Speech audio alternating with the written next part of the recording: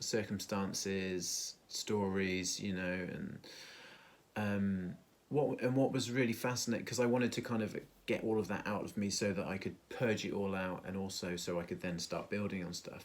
But I think that's also symptomatic of the experience as well. You are learning through the meditation, but your mood and everything is changing so quickly. You become really acutely aware of this rising and falling of your mood. One minute you're thinking, actually, this is all right, I've got this, yeah, I'm feeling good, and then the next minute you're like, oh no, this is a nightmare, how am I going to get through it? And so you become very aware of this impermanence of our mood and of life in general, and that's always there. But because you've got no distractions from phones, books, nothing to write, it becomes even more apparent, and it really added to the kind of the power of the experience. So yeah, day 5 was a good day. It was kind of halfway through. It's like, yes, we made it halfway. Half the mission accomplished. And like I said, I started to feel more relaxed. We learned most of the technique by day 5 as well.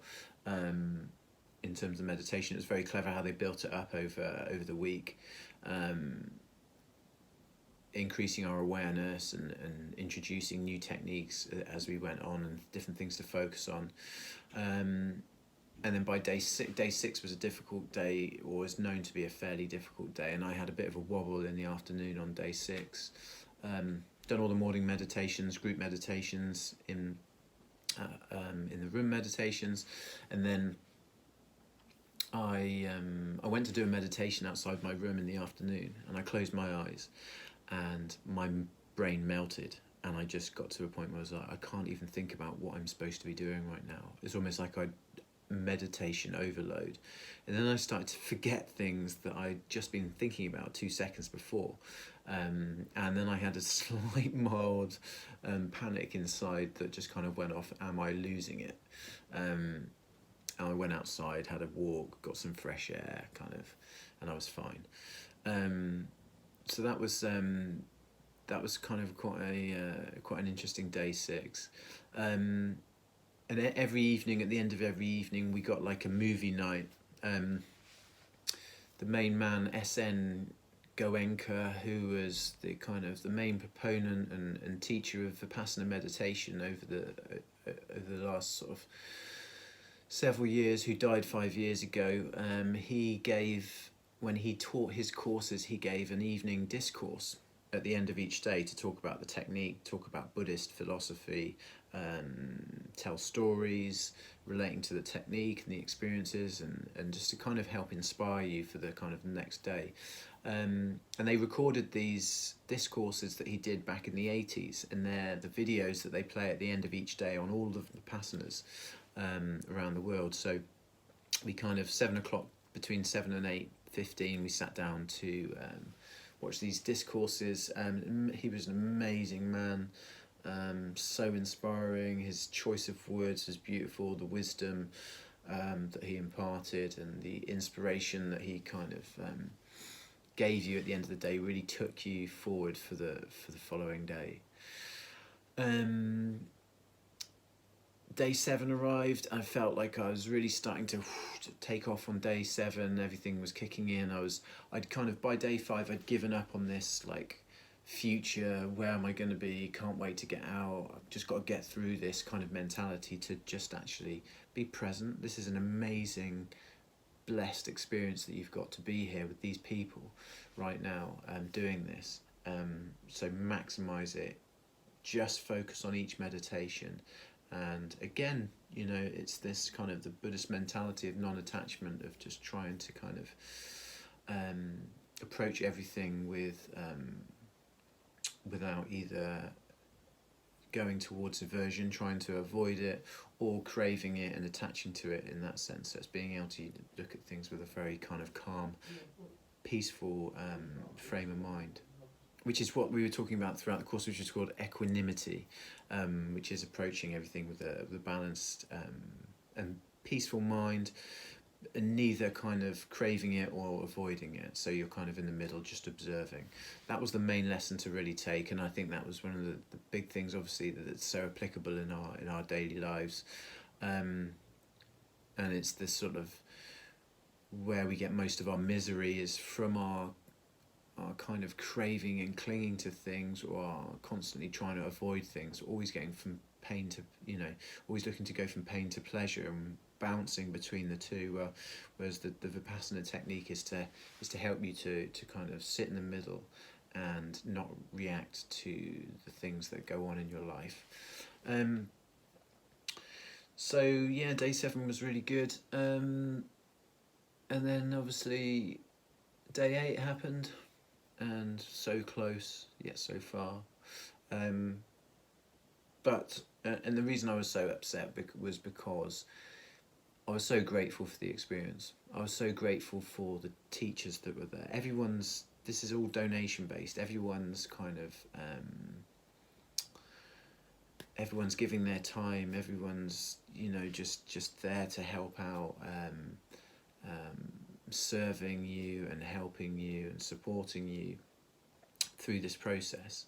An amazing organisation, an amazing concept, and that's what makes it so powerful and pure. And it's all about, meditation is all about purifying the mind, and that kind of ethos runs through the sort of the practice and the organisation.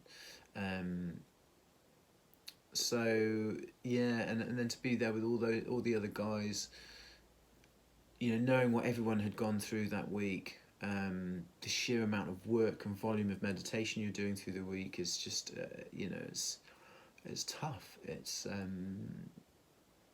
but everyone knuckled down and really took it seriously and really wanted to get the most out of the experience. And I personally throughout the week was just feeling kind of like what an amazing kind of challenge this was, how grateful I was going to feel once I got to the end of it. And that's why I do all these challenges, was because I know that there's a pot of gold waiting for you at the end of something that really pushes you to the edge of your capabilities.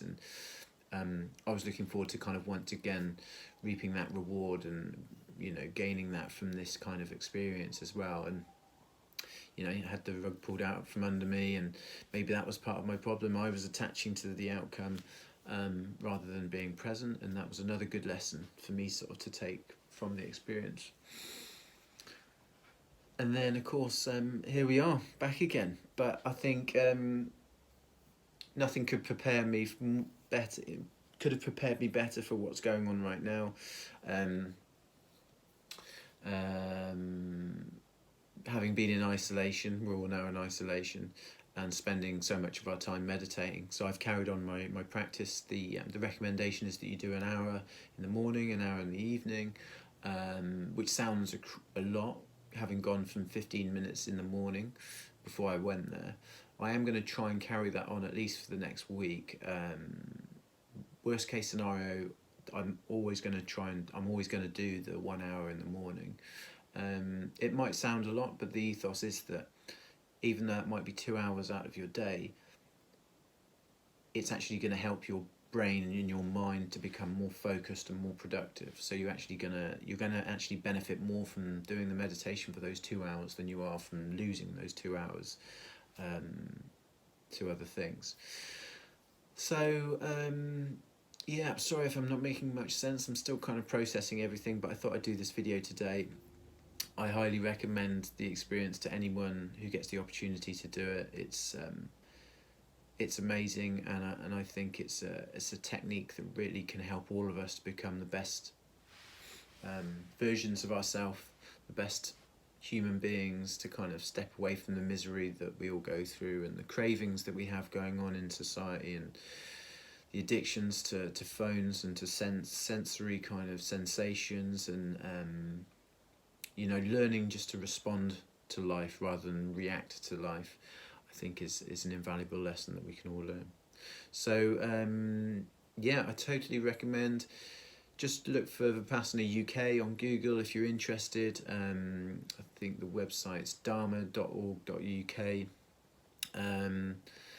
and you can register. It'll tell you when you can register for one of the courses. You have to do a 10-day course initially, and then you can come back and serve, or you can come back and do a couple of the shorter courses. It's totally worth doing. It will really take you to some difficult places. I've gone through a lot of difficult challenges in terms of doing things like ayahuasca and Kambo that give you incredible results as well, but there's something about this experience in that because you're doing it for 10 days and it's such a slow process, you get to learn the lessons and you are applying them on a daily basis as you go along. So it's very effective at actually changing habits and behaviours and really solidifying some new ones, and I'm definitely feeling that already from coming back. Long may it last. So anyway, that's it for me now. I'm back. Going to be doing lots of online coaching programs. Obviously, it's good for me at the moment. It's business as usual. So if anyone wants to book in for a consultation call, then just fire me a message, book in on a day, and stay safe, everyone. Look after yourself. Stay at home while we've got this kind of this semi-lockdown going on. Let's try and avoid spreading this disease and infecting the people that are at most danger to infection and causing all kinds of other health issues, and obviously that's going to reduce the burden on the NHS, which is so important right now, and to the people that are working within it. So meditate as much as you can, stay calm. This is short, this too shall pass. Like everything, the cycles of rising and falling, this is just another one of those cycles. Stay disciplined though, stay at home. This is only a short period of time. This is nothing compared to what people had to endure during the Second World War, so just remember that. So try and remain disciplined, stay indoors, do some deep thinking, use the time to do some different things. Anyway, that's it for now, guys. Peace out and plant power.